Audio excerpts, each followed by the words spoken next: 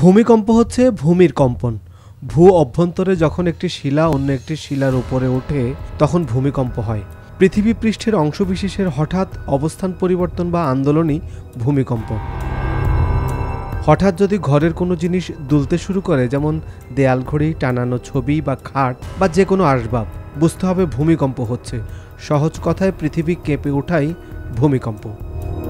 ভূমিকম্প শব্দটার সাথে আমরা সবাই পরিচিত, বলতে গেলে বেশ ভয়ানকভাবেই পরিচিত। নেপালের ভয়াবহ ভূমিকম্পের কথা সবাই জানি মানুষের মৃত্যু আর সব তছনছ হবার খবর। আমরা সবাই দেখে আসছি ভূমিকম্প হয়, কিন্তু কেন হয় তা কি আমরা জানি? বা রিখটার স্কেল যে ভূমিকম্প মাপে কোন মাত্রাতে আসলে কি বোঝায় তাও বা কি জানি? আমরা অধিকাংশই জানি না। তাহলে চলুন আজ জেনে নেওয়া যাক ভূমিকম্প হওয়ার পেছনের কারণ, রিখটার স্কেলের পরিমাপ এবং আরও কিছু তথ্য। থাকতে যে হবে শেষ পর্যন্ত। 1912 সালে জার্মান বিজ্ঞানী আলফ্রেড ওয়েগনার বিভিন্ন গবেষণা করে একটি তত্ত্ব প্রকাশ করেন। তত্ত্বটির নাম হলো কন্টিনেন্টাল ড্রিফট। এই তত্ত্ব অনুসারে একসময় পৃথিবীর মহাদেশগুলো একসাথেই ছিল, কিন্তু পরে তা বিভক্ত হয়ে একে অপর থেকে অনেক দূরে সরে গেছে।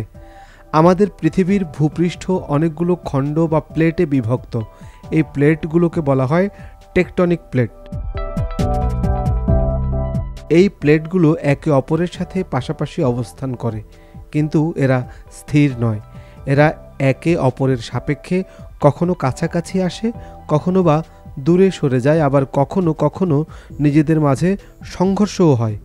বিপুল পরিমাণের শক্তি বহন করা দুটি প্লেট যখন একে অপরের সাথে ধাক্কা খায়, তখন এই শক্তি বাইরে নির্গত হয়, যা পৃথিবীর উপরিভাগকে কাঁপিয়ে দেয়।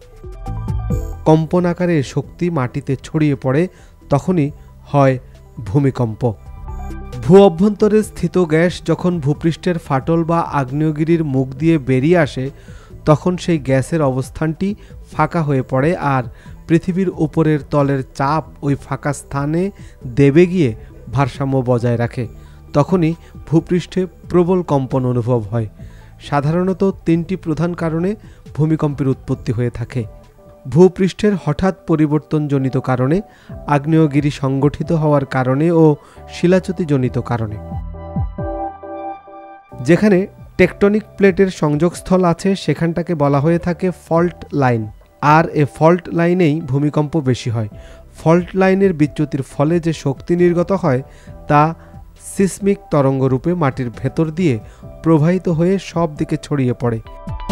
যে কেন্দ্রে ভূমিকম্প উৎপন্ন হয় তাকে হাইপোসেন্টার বলে, আর তার ঠিক উপরে ভূপৃষ্ঠে অবস্থিত বিন্দুটিকে বলা হয় এপিসেন্টার। উৎপত্তিস্থলে ভূমিকম্পের তীব্রতা থাকে সবচেয়ে বেশি। ভূমিকম্প যখন সৃষ্টি হয় তখন তিন ধরনের তরঙ্গ বা ওয়েভের সৃষ্টি হয়। ভূমিকম্পের উৎপত্তিস্থলে যে ওয়েভ সৃষ্টি হয় তাকে বলা হয় প্রাইমারি ওয়েভ বা পি ওয়েভ। এটি সবচেয়ে দ্রুত গতিতে আশেপাশে ছড়িয়ে পড়ে। এরপর দ্বিতীয় একটি ওয়েভের সৃষ্টি হয় যাকে বলে সেকেন্ডারি ওয়েভ বা এস ওয়েভ। তৃতীয় ওয়েভটির নাম হলো সারফেস ওয়েভ বা কম্পন। এই সারফেস ওয়েভটি ভূপৃষ্ঠে এসে আঘাত হানে, আর তখনই আমরা ভূমিকম্প অনুভব করতে পারি। সারা পৃথিবীতে বছরে প্রায় ৬,০০০ ভূমিকম্প হয়। এর বেশিরভাগের পেছনেই দায়ী হয় ফল্ট লাইনের এদিক সেদিক হওয়াটা। তবে এটি ছাড়াও আরও কিছু কারণ আছে, যেমন আগ্নেয়গিরির বিস্ফোরণের ফলে ভূমিকম্প হতে পারে। এছাড়াও নিউক্লিয় বোমার বিস্ফোরণের ফলেও ভূমিকম্প হতে পারে। আমরা জানি রিখটার স্কেল দিয়ে ভূমিকম্পের মাত্রা ও ক্ষয়ক্ষতির পরিমাপ হিসেব করা হয়। এটি একটি 10 ভিত্তির লগারিদমীয় পরিমাপ, অর্থাৎ এই পরিমাপে যে কোনো সংখ্যার ভূমিকম্প পূর্ববর্তী সংখ্যার চাইতে 10 গুণ শক্তিশালী। যেমন 3 মাত্রার ভূমিকম্পর চেয়ে 4 মাত্রার ভূমিকম্প 10 গুণ বেশি শক্তিশালী, অর্থাৎ মাত্রা 1 বাড়লেও গুণ বেড়ে যায় 10 গুণ। তো চলুন দেখে নেই কোন মাত্রায় কি বোঝায় এবং ক্ষতির পরিমাপ কেমন। 0 থেকে 1.9 রিখটার স্কেলে ভূমিকম্প এলে শুধুমাত্র সিজমোগ্রাফ থেকেই তা জানা যায়। 2 থেকে 2.9 রিখটার স্কেলে ভূমিকম্প হলে হালকা ভূকম্পন অনুভূত হয়। 3 থেকে 3.9 রিখটার স্কেলে ভূমিকম্প এলে কোনো ট্রাক বা লরি নিকট দিয়ে গেলে যেমন লাগে এক্ষেত্রেও তেমনই কম্পন অনুভূত হবে। 4 থেকে 4.9 রিখটার স্কেলে ভূমিকম্পে দরজা জানালা ভাঙতে পারে বা দেয়ালে টানানো ফ্রেম পড়ে যেতে পারে।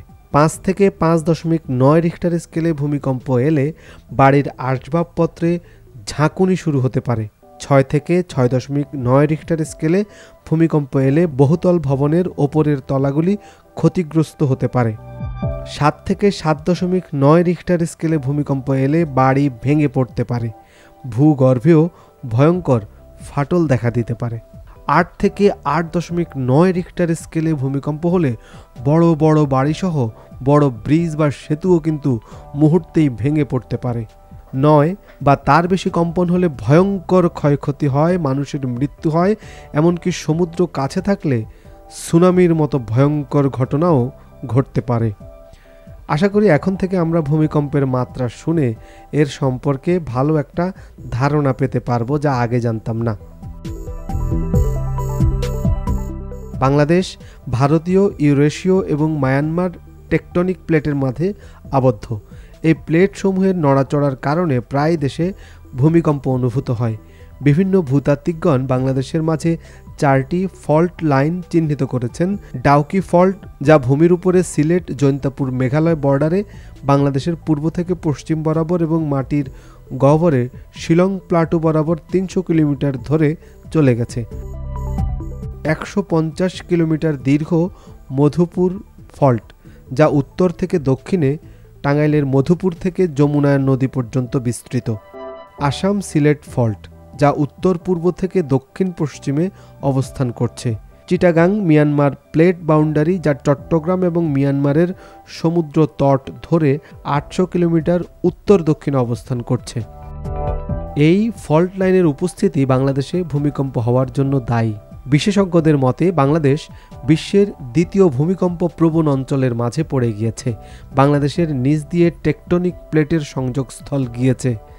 এই প্লেটের নড়াচড়ার কারণে বাংলাদেশ প্রতি 1000 বছরে 3 থেকে 15 মিটার করে সংকুচিত হচ্ছে, যার ফলে ভূ অভ্যন্তরে বিশাল পরিমাণ শক্তি জমা হচ্ছে। জমে থাকা এই শক্তি যে কোনো সময় বড় বিশাল ভূমিকম্প আকারে বেরিয়ে আসতে পারে বলে বিশেষজ্ঞরা আশঙ্কা করছেন। দর্শক, এরকম মজার এবং গুরুত্বপূর্ণ তথ্য জানতে আমাদের channel the truth Bangla subscribe করুন। আমাদেরকে মতামত দিন, আপনি কি জানতে চান সে বিষয়টিও কমেন্ট বক্সে মন্তব্য করুন।